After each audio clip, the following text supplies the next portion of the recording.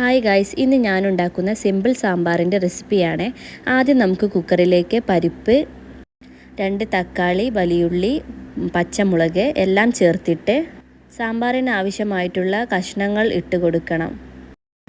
പിന്നെ 2 സ്പൂൺ മല്ലിപ്പൊടിയും 1 സ്പൂൺ മഞ്ഞൾപ്പൊടിയും ആവശ്യത്തിനുള്ള ഉപ്പും 3 സ്പൂൺ സാമ്പാർ പൊടിയും ചേർത്തിട്ട് ആവശ്യമുള്ള വെള്ളം ഒഴിച്ചു കൊടുക്കണം. എന്നിട്ട് നമുക്കിത് മൂടി വെച്ചിട്ട് 2 വിസിൽ വരുന്നത് വരെ വേവിച്ചെടുക്കാം.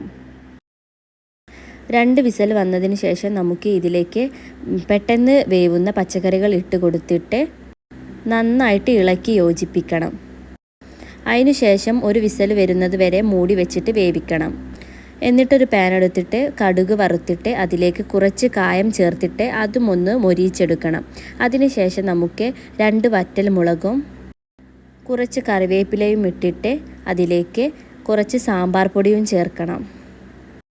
2 സ്പൂൺ മല്ലിപ്പൊടിയും ചേർത്തിട്ട് അതിൻ്റെയൊക്കെ പച്ചമണം മാറിയതിന് ശേഷം നമുക്ക് വേവിച്ച് വെച്ച സാമ്പാർ അതിലേക്ക് ഒഴിക്കണം. എന്നിട്ട് നന്നായി ഇളക്കി യോജിപ്പിക്കണം. ഇപ്പോൾ നമ്മുടെ സിമ്പിളായിട്ടുണ്ടാക്കുന്ന സാമ്പാർ റെഡി ആയിട്ടുണ്ട്. ഈ വീഡിയോ ഇഷ്ടപ്പെട്ടാൽ സബ്സ്ക്രൈബ് ചെയ്യാൻ മറക്കല്ലേ.